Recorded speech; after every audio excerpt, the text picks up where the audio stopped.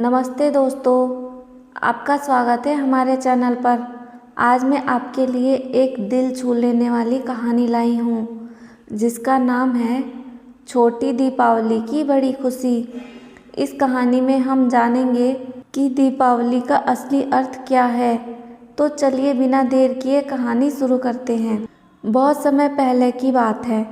एक छोटे से गांव में दीपावली का त्यौहार आने वाला था। पूरे गांव में खुशियों का माहौल था। हर गली में रंग बिरंगी लाइटें और दिए जल रहे थे। लेकिन एक घर ऐसा था जहां अंधेरा छाया हुआ था। वह था श्यामलाल काका का घर। श्यामलाल काका अकेले रहते थे और इस बार उनकी सेहत ठीक नहीं थी, इसलिए वे दीपावली की कोई तैयारी नहीं कर पा रहे थे। उनकी आंखों में उदासी थी, जो देखकर गांव की एक प्यारी बच्ची पिंकी का दिल बहुत दुखी हुआ।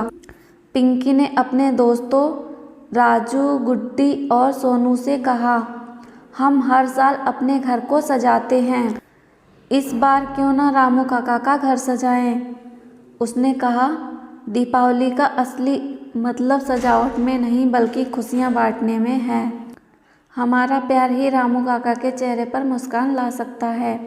पिंकी और उसके दोस्तों ने अपने अपने घरों से कुछ पुराने दिए, रंग और मिठाइयाँ इकट्ठा की। उन्होंने योजना बनाई कि वे रामू काका के घर को सजाएंगे। दीपावली से एक दिन पहले बच्चे रामू काका के घर पहुँचे। पहले उन्होंने घर की सफाई की। जब रामू काका ने देखा तो उन्होंने हैरान होकर पूछा, बच्चों तुम लोग क्या कर रहे हो? पिंकी ने कहा, काका हम चाहते हैं कि आपका घर भी इस बार रोशनी से भर जाए। बच्चों ने पूरे मन से घर सजाया। उन्होंने पुराने दियों को जलाया, रंगोली बनाई और दरवाजे पर तोरण बांधा। जैसे जैसे रात बढ़ी, रामू काका का घर दियों की रोशनी से जगमगाने लगा। काका की आंखों में खुशी के आंसू थे और उनके चेहरे पर मुस्कान आ गई। उस रात पिंकी और उसके दोस्तों ने रामू काका के साथ बैठकर मिठाइयाँ खाई, ढेर सारी बातें की और साथ मिलकर पटाखे छोड़े। पूरा घर चहचहाहट और रोशनी से भर गया। पिंकी और उसके दोस्तों ने जाना कि त्यौहार का असली मज़ा सिर्फ अपने घर को सजाने में नहीं बल्कि किसी और के जीवन में रोशनी और खुशियां लाने में है। इस घटना के बाद गांव में एक परंपरा शुरू हो गई।